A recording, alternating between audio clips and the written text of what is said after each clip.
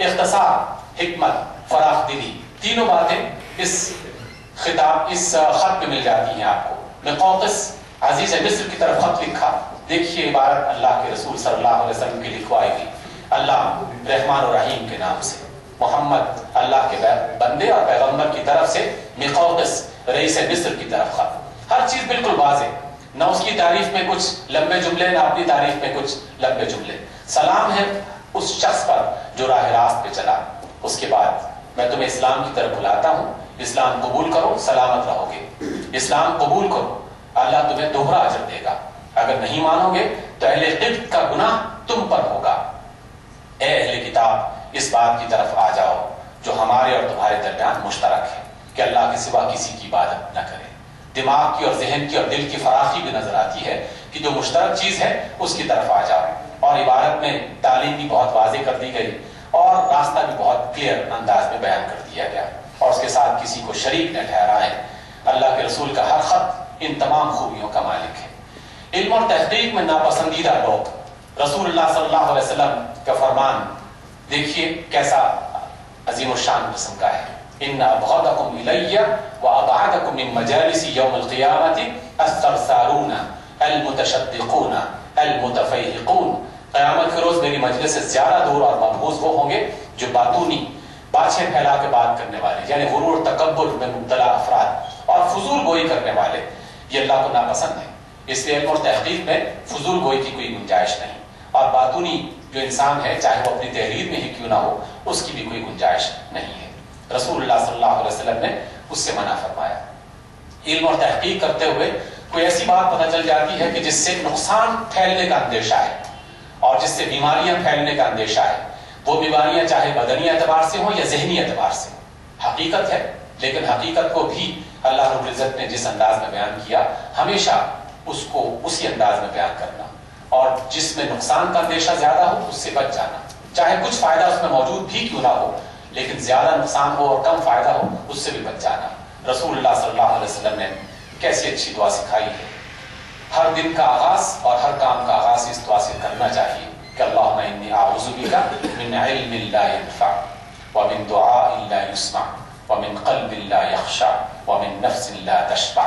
اے اللہ میں تیری پناہ چاہتا ہوں اس علم سے جو نفع نہ دے، اس دعا سے جو سنی نہ جائے، اس دل سے جس میں خشوع نہ ہو، اور اس نفس سے جو کبھی سیر نہ ہو، ہمیشہ مزید اور مزید کی طلب کرتا ہی رہے دنیا کے معاملات میں۔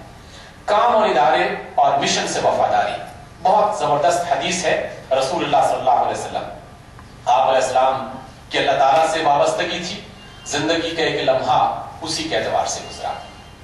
کوئی بھی معمول ہوتا، کوئی بھی بات ہوتی، اس بات کو اللہ کی طرف پلٹا دیتے۔ چاند گرہن ہوا، دوڑ کے اللہ کی طرف جا رہے ہیں اور اس سے اللہ رب العزت سے بخشش مانگی جا رہی ہے۔ سورج گرہن ہو رہا ہے تو نماز پڑھی جا رہی ہے، سفر کیا جا رہا ہے تو نماز پڑھی جا رہی ہے، خوف ہو رہا ہے تو نماز پڑھی جا رہی ہے، ہر کام کو اللہ سے جوڑ دینا۔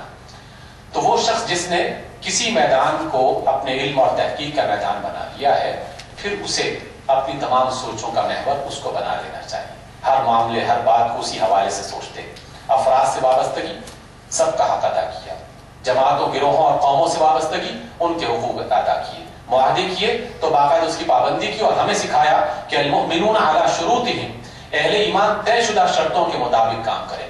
کسی ادارے کے ساتھ شرطیں طے ہو گئی تو اب ان شرطوں کے مطابق کام کرنا ہے، اور اللہ کے رسول کا فرمان کہ لا ایمان لمن لا عہد لہ، جو معاہدے کی پابندی نہیں کرتا اس کا ایمان نہیں ہے۔ یہ بھی اسی تعلیم اور تحقیق میں ہماری رہنمائی کرتا ہے۔ ذات کے بجائے مقصد سے وابستگی، سیرت ابن ہشام میں لکھی جانے والی اس روایت پر غور کیجیے۔ آپ علیہ الصلوۃ والسلام فرماتے ہیں کہ لوگوں، مجھے رحمت بنا کے بھیجا گیا، اس لیے میرے متعلق تم لوگ اس طرح اختلاف نہ کرو جس طرح عیسیٰ علیہ الصلوۃ والسلام کے حواریوں نے اختلاف کیا۔ صحابہ نے پوچھا اللہ کے رسول انہوں نے کیسے اختلاف کیا؟ آپ صلی اللہ علیہ وسلم نے فرمایا کہ عیسیٰ علیہ السلام اپنے حواریوں کو اسی بات کی طرف دعوت دیتے کہ جس کی میں تمہیں دے رہا ہوں، اور عیسیٰ نے جن حواریوں کو نزدیک کے مقامات پر بھیجا وہ خوش رہے اور ٹھیک رہے، اور جنہیں دور کے مقامات پر بھیجا وہ ان سے روٹھ گئے۔ عیسیٰ علیہ السلام نے اللہ سے ان کی شکایت کی تو وہ لوگ اسی قوم کی طرح انکار کرنے والے ہو گئے، یعنی اللہ تعالیٰ نے ان کو سزا دی، اور وہ وہی بولنے لگے جن کی طرف انہیں بھیجا گیا تھا۔ اس روایت میں ایک بہت اہم بات کی طرف اشارہ کیا گیا ہے کہ بعض اوقات میری اور آپ کی پسند وہ پسند نہیں ہو سکتی.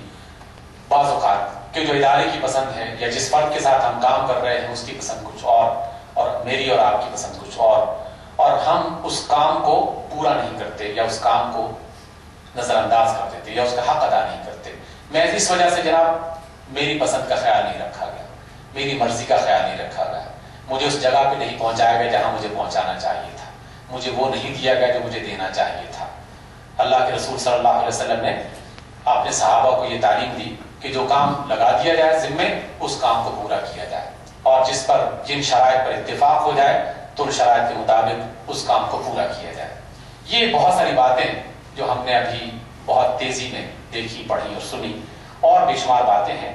اس لیے رسول اللہ صلی اللہ علیہ وسلم اور اللہ رب العزت کی جو تعلیمات ہیں علم اور تحقیق کے میدان میں کام کرنے والوں کے لیے یقیناً بہت اہم ہے. اس وجہ سے ہمیں کسی بات کو دیکھنا ہو, کسی بات پر سوچنا ہو, کوئی کام کرنا ہو تو اس میں ان باتوں کا خیال رکھیں گے تو توقع ہے کہ ہمارا کام پہلے کے مقابلے میں زیادہ بہتر ہو سکتا ہے. اقول قولی ھذا واستغفر اللہ. بہت ہی خوبصورت انداز میں پروفیسر عبدالرحمٰن ناصف صاحب نے اپنے موضوع کے ساتھ انصاف کیا ہے. اس کے باوجود ہم نے ویسے تو 3:30 بجے تک کا وقت رکھا تھا, لیکن تقریباً 15 منٹ کا وقت ہم رکھ لیتے ہیں کہ جس میں سوال جواب کا وقفہ ہے. آپ لوگ سوال جواب کر سکتے ہیں, کوئی آپ کا سوال ہو تو